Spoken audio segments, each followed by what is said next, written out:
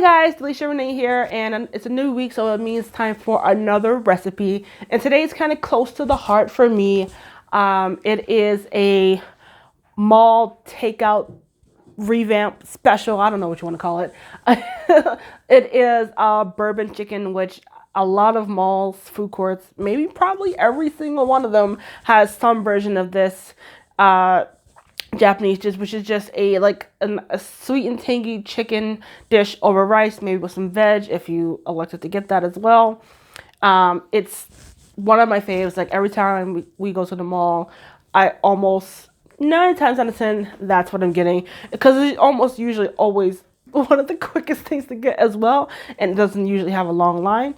But as you know, it's usually paired with like a white rice or a fried rice, which would be probably not the best for you, even though it's very tasty.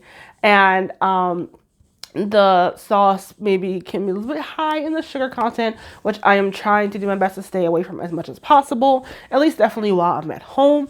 So I wanted to come up with a version that would kind of emulate that a little bit, but just a little bit lighter on the waistline, so to speak, but still equally as delicious, because that's what we all are here about.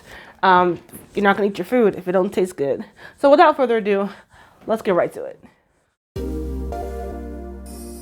First, let's make our sauce. So we have here some garlic cloves I just grated in the microplane. Into that, gonna add some coconut sugar. If you don't have that, you can just add brown sugar.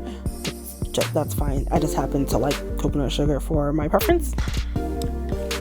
And then also adding to that, you're going to add some coconut aminos. Once again, just my preference. If you do not care for coconut aminos, go ahead and use regular old soy sauce.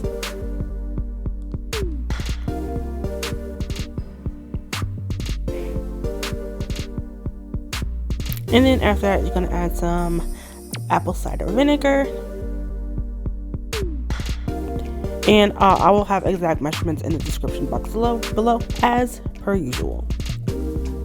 And then to that, can't have bourbon chicken without the bourbon, so go ahead and add that in as well.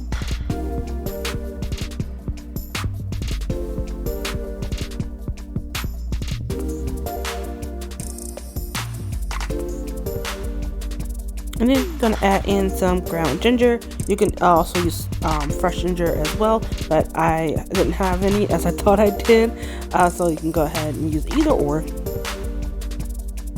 Although if you have fresh, use fresh, because that's always going to be better.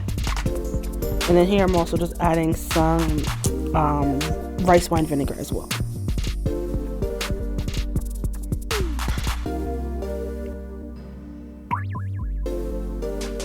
And then you're really just going to give that all a nice good mix and just set it to the side as you get ready to cook your chicken.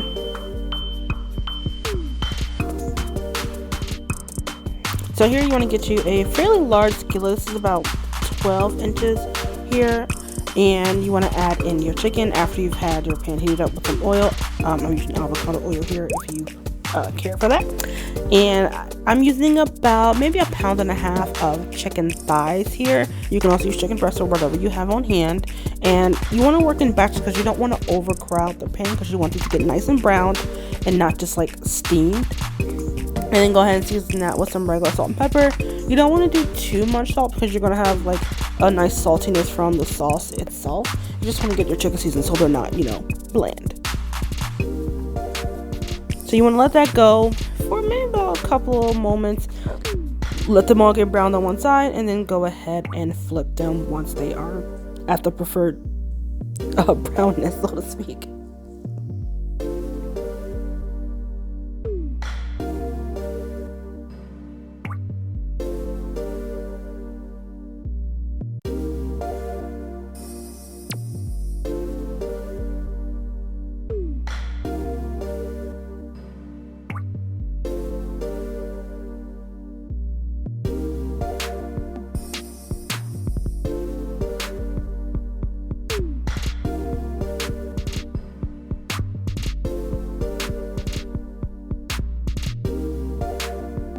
Okay, and then after all your chicken has cooked through in your batches, if you had to use that, I'll go ahead and add all your chicken back to the pan, and then you're going to add in your sauce. You may have had to mix up your sauce because it might have separated a little bit while you were waiting for your chicken to cook.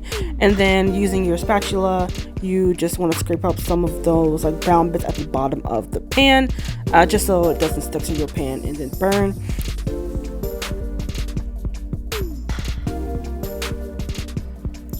So you just want to leave it alone, let it simmer until the sauce has reduced.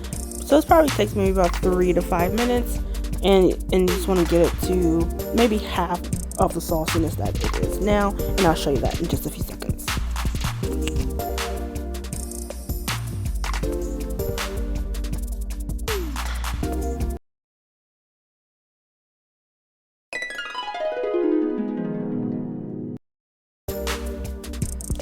So as you can see, it's sticking up just a little bit, but it's still quite runny and not quite as thick as I would like it. So we're gonna do a starch slurry, so to speak, which is just taking a starch and some water just to thicken it up. That can be arrowroot starch, which is what I'm using here, or flour or cornstarch.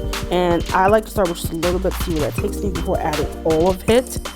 And as you can see, it comes together within seconds. It starts to thicken up right away to where I am going to actually take this, turn the heat off, and then let it finish cooking through. But as you can see, it's really starting to get that nice and thick, like ooey gooey sauce that you like to see.